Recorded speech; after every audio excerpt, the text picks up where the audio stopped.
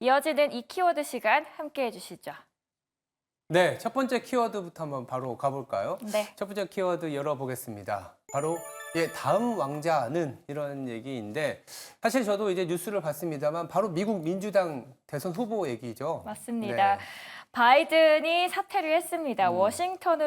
워싱턴에서 현지 시간 일요일 오후 4시쯤이었는데요.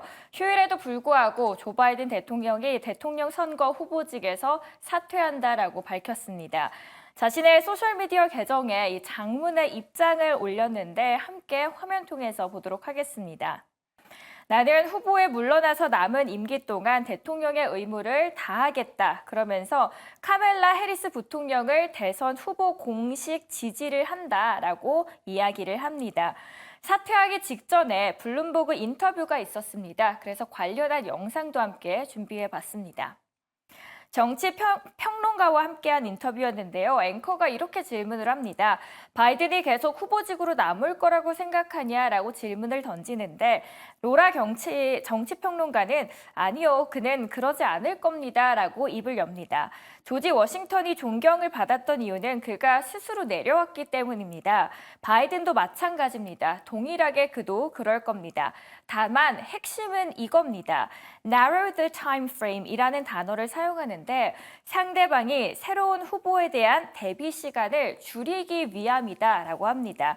그리고 자신이 스스로 선택한 부통령이 그 다음 자리를 맡아야 한다는 건 알지만 그 또한 해리스 부통령이 되기 위해서 그 안에서도 큰 분열이 있을 수 있기 때문에 there has to be a unity, 통합이 필요하다라는 것을 인지하고 있다고 이야기를 합니다.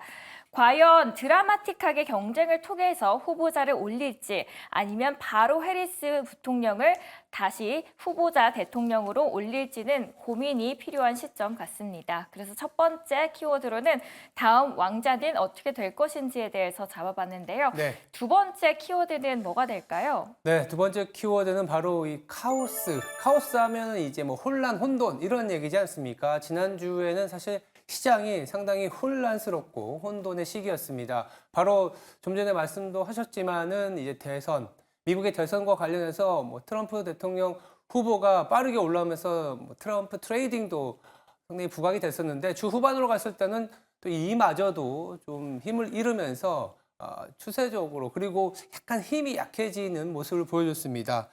거기다가 금요일에는 뜻하지 않게 또 사이버 혼란도 있었죠. 그리고 옵션 만기 이런 부분들이 지난주 금요일에 어떤 미국 장 그리고 그동안의 좀 카이오스 그러니까 뭐 카오스라고도 하는데 상당한 불확실성에 몰려 있었습니다만 이따도 말씀드리겠지만 이러한 어떤 혼란적인 부분들이 조금씩은 안정을 찾지 않겠냐라는 얘기들이 나오고 있고 더불어서 변동성 지수도 지금 17에서 18포인트까지 올라와 있기 때문에 지난 4월의 고점까지 상당히 많이 좀 그러니까 반영이 되어 있는 상황이다라고 보시면 될 것 같습니다. 여전히 불안감이 상존해 있긴 합니다만 이미 우리가 시장을 끌어내렸었던 내용들이 좀 노출이 됐다라는 측면에서 그리고 지난 한 1, 2주간은 좀 카오스적인 측면이었지만 조금씩은 해결이 돼야 되는 부분이지 않겠냐라는 측면에서 두 번째 키워드 카오스로 잡아봤습니다. 네, 두 번째 키워드 카오스였고요. 그렇다면 네. 마지막 키워드는 뭐가 될까요? 마지막 키워드는 이제 카오스에서 벗어나서 이 진정세를 보여야 되지 않겠냐는 측면에서 진정세라고 이제 얘기를 드려봤는데 무엇보다 이번 주에는 상당히 많은 지표와 더불어서 이제 실적 발표를 앞두고 있습니다. 실적 발표는 당연히 이 구글이라든지 마이크로소프트 같은 빅테크 기업들의 어떤 실적 발표가 나올 텐데요.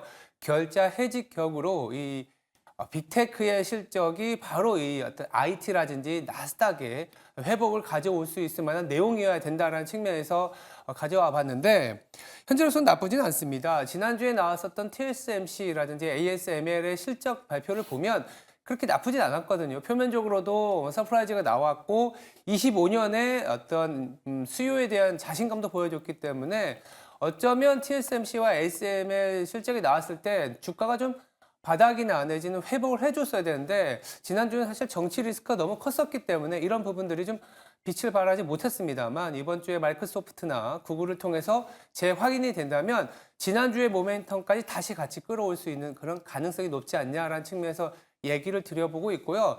때마침 주가라는 측면에서 보면 주가가 필라델피아 반도체 지수 기준으로는 지금 주간으로 8.8%, 고점에서는 10% 이상 급락을 한 상태입니다. 우리가 흔히 얘기하는 RSI 지표도 40 이하로 내려가 있기 때문에 단기적으로는 과매도권에 진입을 했습니다. 그런 이런 상황에서 실적 발표에 대한 그리고 실적이 좀 괜찮게 나온다면 악재도 호재로, 호재도 호재로 받아들일 수 있는 주가의 상태지 않겠냐라는 생각에서 진정세로 말씀드렸고요.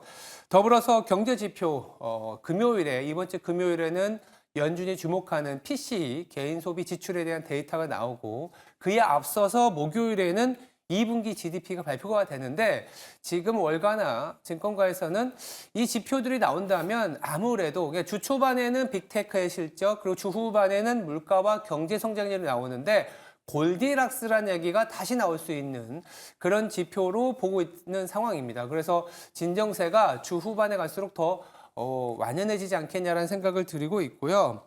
기업 실적만 다시 한번 얘기해 드리면 S&P 500 같은 경우에는요. 14%의 2분기 실적이 발표가 된 상태입니다. 14%의 기업들이. 그런데요. 그중에 80%가 예상치를 상회했습니다.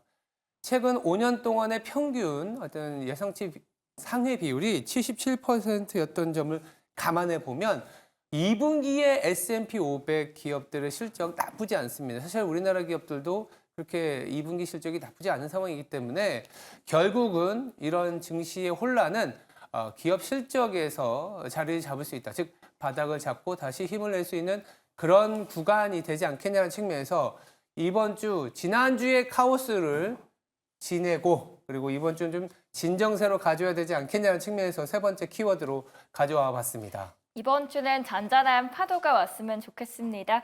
이렇게 세 가지 이슈 키워드 정리해드렸고요. 투데이 이 키워드 시간이었습니다.